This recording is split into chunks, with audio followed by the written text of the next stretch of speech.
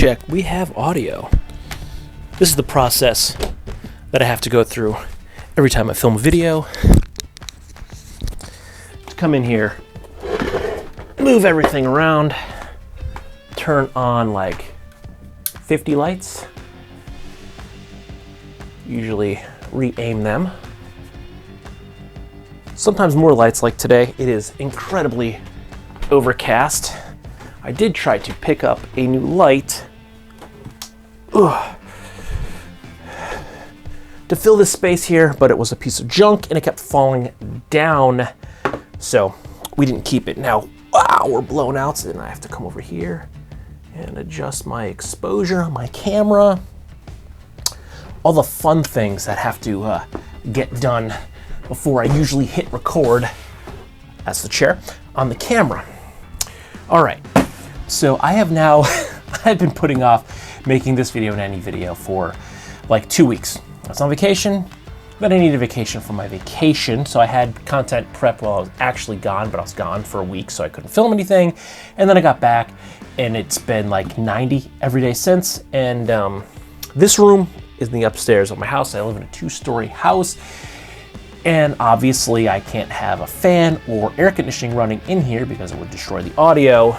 Also, this is the smallest room in the entire house. There is no fan or air conditioning in here. So I haven't been able to come in here and film, it's been too hot. I've been dying. I was up here last night trying to set this up to film, and I was in this room for about 5 minutes, and I was just dripping sweat. I wasn't even doing much. I was actually prepping a bag. We're having a play date this weekend, going over my friend's house so our daughters can play, and we're gonna set up a bunch of my guitars. I've been playing more lately than I have in years, and a bunch of these guitars, all of these guitars need to set up, and I haven't done it in a long time, so my buddy's gonna kind of give me a refresher, give me some tips on how he does it. And I was just setting up a tote bag with all my my guitar tools for setting up my guitars, and I was dripping with sweat. So I've been putting this off. It's like 7 in the morning before I go to work. I just got out of the shower. But if I start sweating profusely, it's because it's probably over 100 degrees up here. But I digress. We're gonna take a look at some Beckett Simonon boots. Now, a couple of months ago, they reached out to me back in April. It is currently July 10th. These boots actually landed on my doorstep like 3 or 4 days ago, this past Saturday. I think it's like Thursday, so almost a week ago. And I haven't been able to film. So back in April, they had reached out to me, asked me if I wanted to take a look at a pair of their boots. I had never heard of Beckett Simonon before, so I hopped on their website, I checked out their boots. They have a lot of things that look like a lot of other boots, but they come in at a pretty good price point. So after taking a look at their boots, I agreed. So they did send me these as a sample for review, but all the opinions in this video are mine and mine alone. I did not share this content with Beckett Simonon prior to publication. They will see this when you do. There is a link down there. It is not an affiliate link. If you're interested in buying these boots or anything else, I don't get any commissions or from the sale. So anything you purchase, I don't get anything of. And even if I did, all of the affiliate links that I usually put in my videos, you don't pay anything extra. I just earn a percentage of the sale that the company seeds back to me for essentially talking about and showing you the product in a video. But these boots come in at $269. That's a pretty solid middle of the road price point. They come in below your Red Wings, your Parkhurst, your unmarked Grant Stones. They come in a little above something like Thursday, but they are MTO, so they're hitting that like middle of the road, just like Craft and Glory. So like $269 MTO boots. Now, again, this box just landed on my doorstep just under a week ago. They got the ball rolling in April. I think they officially placed my order either like on my birthday, like on the 30th of April, or like the beginning of May. And it took about 2.5 months or so before they got to me. Now they are MTO. I think currently at the time of filming, they said there is a 10 to 12 week lead time on your boots. But mine took that about 2.5 months, so right around that 10 weeks. I think it might have been 9 weeks or so. But they finally arrived. I have not opened the box yet. The box is still sealed. You can hear the boots are rattling around in there. So we're gonna check these things out. Now, if you're unfamiliar with Beckett Simonon like myself, they are a company out of Bogota, Colombia. So this is my first pair of boots from Colombia. But the company's actually been around for 80 years. They started in 1945. At the time of filming, it is 2025. I don't know what the date was, but this is their 80th anniversary year. So they've actually been around for quite some time. And the information on the website basically tells me that this is a pretty good company. They pay their employees a living wage.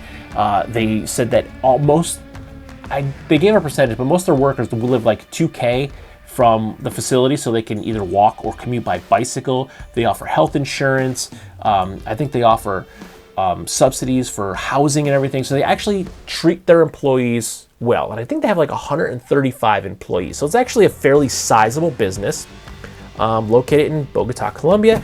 And these are all MTO boots. So you order it, you wait. You don't get it immediate. So if that's a deal breaker for you, you need something off the shelf, you need something right away, you are going to have to wait. Again, I waited about 9 weeks to get these boots, which is pretty reasonable. I mean, I have other MTO boots on the shelf next to me that I've waited 3-4 months for, and I've gotten off-the-shelf boots that I have gotten like in 2 days. So if you need something right away, you might need to look elsewhere. If you want to wait, this might be a good option for you because you're getting a MTO boot made to your specs and everything like that.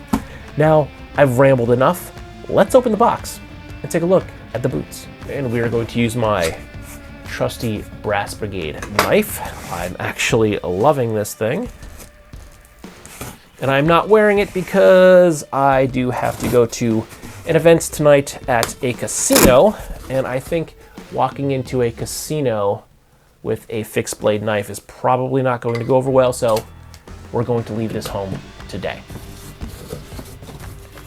Okay, so I'm gonna say right now I like the color of this box because olive drab is one of my favorite colors, so there's already bonus points for the boots just based on the color of the box they came in. Now that they're the shipping box and I have the box facing the right side up, we have some branding at Beckett Simonon right there that you can read, and then let's take first look. Okay, I like this. The boots are individually wrapped in dust covers.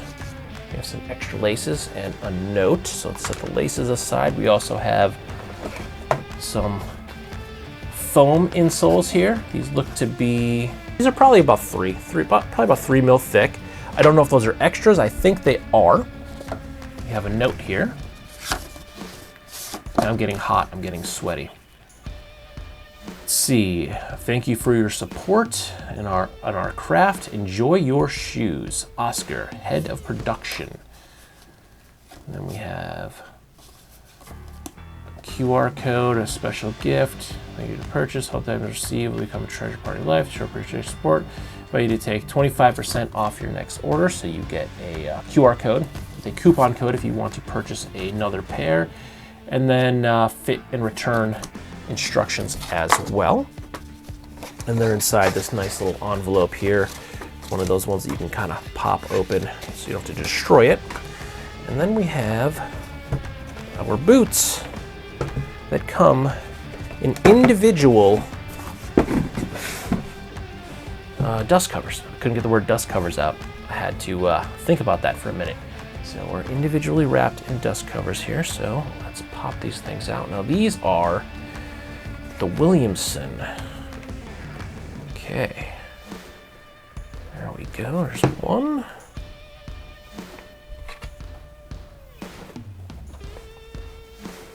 Is it an insole? Yes, there appears to be a leather insole in the shoe.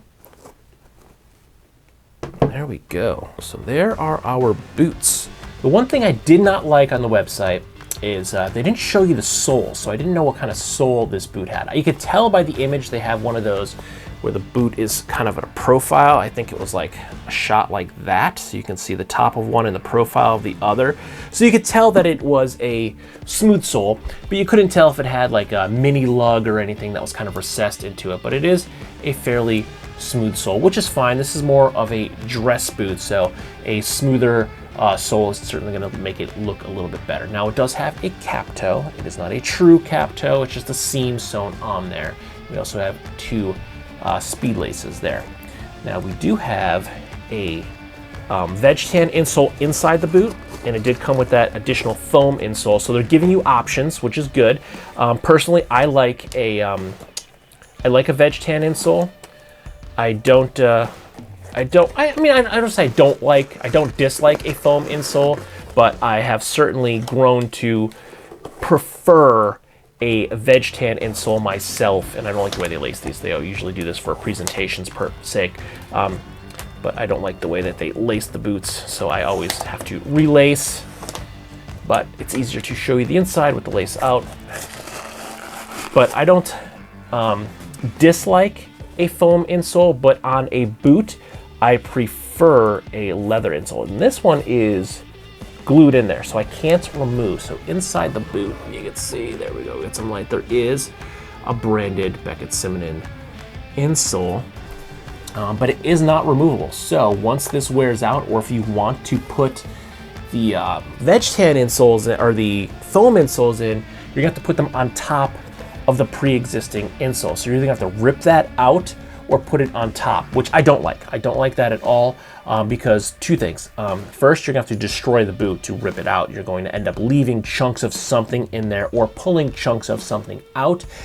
And if you just find this isn't comfortable enough, and you put that, even though it's like 3 mil foam in there, you put that other insole on top of this, you're gonna take up some of that space. Now, yes, I've done Rose Anvil boot breakers that are like a 2 mil thick foam, and those you could barely feel in there, but these are thicker than the boot breakers. So while they're not gonna take up a lot of space, if the boot does fit you really good and you put that like 3 mil or so foam in there, it is gonna take up a little bit of that space. So it is, could be a concern for some. I don't think it's gonna be an issue for me. It feels like this is pretty squishy.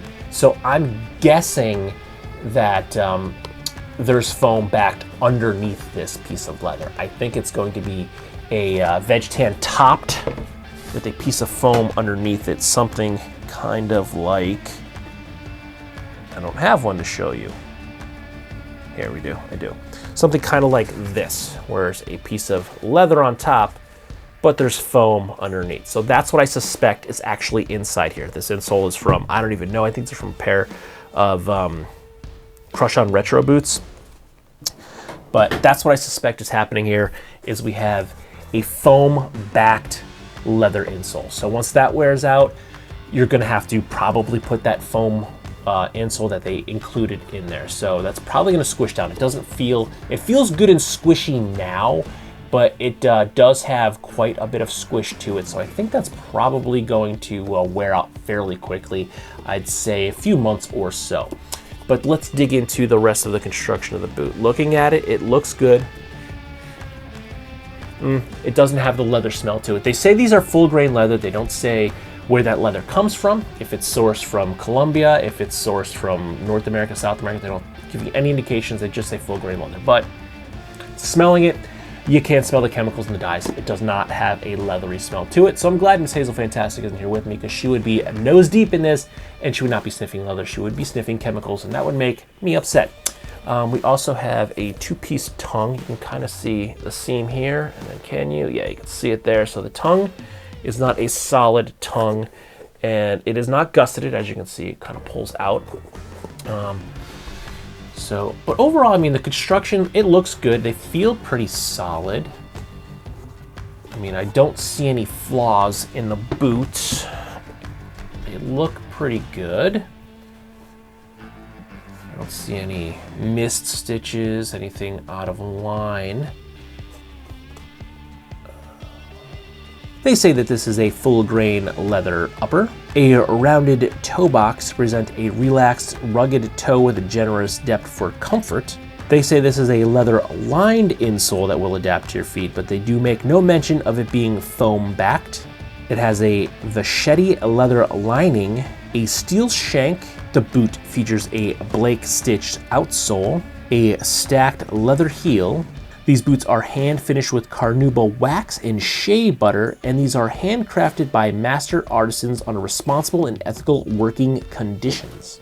Now let's try these things on and see how they fit and feel. Now my branding size is an 8.5D, and in most boots that is what I take.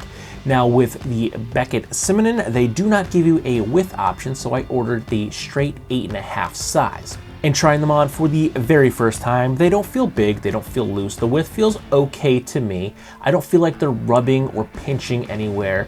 So initially they are pretty comfortable. These insoles, while I do believe them to be a leather top foam back, they feel okay.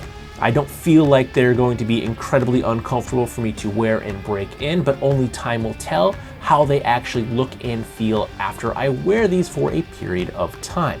But as I'm pacing around here, they feel good. I don't have any complaints thus far. But again, this is just an initial fit. There are plenty of times when you try on a pair of boots or shoes in a store and they feel good, and then you wear them for a couple of days and you find out that they don't fit so good. So that is what the full real user review will tell us. But again, trying them on, they are feeling pretty good. I don't have any complaints at all. Now, one thing I did notice when I was lacing and unlacing these boots is that these laces, they're pretty thin. They kind of feel like spaghetti in the hand. Now, it did come with a second set of laces, but they are the same laces, so they're just a replacement pair. Sometimes with a boot company, you'll get 2 pairs of laces, usually 2 different colors, sometimes a cotton lace, a wax lace. But with the case here, and as with some other brands, you got just a replacement pair of the exact same lace. Now, while this is more of a dress boot, a thinner lace does make sense. It looks better with the boot. It gives it a classier, slimmer profile. But just in the hand, it just feels thin. I wasn't a big fan of it. It's something I will probably swap out. I'm sure I have plenty of laces in the drawer below me that I could put a pair of black laces in here that are a little bit thicker. But as I usually do, I will test the product the way it was intended, and that is the lace they gave me. So at least for the initial testing period, I will use them with these thinner laces that they came with. I mean, they don't look bad once it's laced up, but just feeling them in the hand, they just feel thin to me. So I guess my 2 complaints right off the bat are, it does have a chemically smell to it. Like, you can smell the dyes that are in the leather. It does not have that leather smell to it, and the laces are pretty thin. Now, the overall price point at $269. Now, right now, what I'm seeing and what I know from reading on the website without having really worn these besides a quick test fit is, I think it might be okay. Now, it's kind of that middle of the road. When you talk about like leather goods, handmade goods, made to order stuff, you're usually looking at, $400, $450 on the low end. So when you find something in that like $250, $275 price range, it's a pretty good price range. But what are you getting for that price range? Now, I've said this in the past. I have learned my lessons personally buying stuff in like Amazon. I see a product A that's $200, and then product B is $50. Oh, I want product B because it's cheaper. Then you get what you pay for. I bought the cheap $50 Amazon knockoff, and it was garbage. It either got thrown in the trash or returned. Now, I have noticed with, it's hot. Can you see me sweating? I feel like I'm dripping. I'm dying up here. Now, I have, oh God, it's just so damn hot. I have found with some more heritage goods, there are reasonably priced alternatives. One of those was Craft and Glory. I mentioned them earlier because that's about what I would put this on par with. Now, a Craft and Glory boot is about the same price as this, so I would say they are direct competitors, but will this hold up and be as durable and as comfortable as I have come to find Craft and Glory boots? That is what the real user review testing is for, to find out if this is worth $269. So thus far, what I'm seeing, feeling, I think we could be there, but I haven't worn it more than a couple of minutes yet. So we're gonna put this thing to work. We're gonna end it there, and stay tuned because there will be a full real user review forthcoming on the Beckett Simonon Williamson Boots. So that, if you like this video or any of my other videos, don't forget to like, comment, share, and subscribe. Smash that big red button and ring that bell right next to it so you get notifications the next time I post a brand new video. Good night.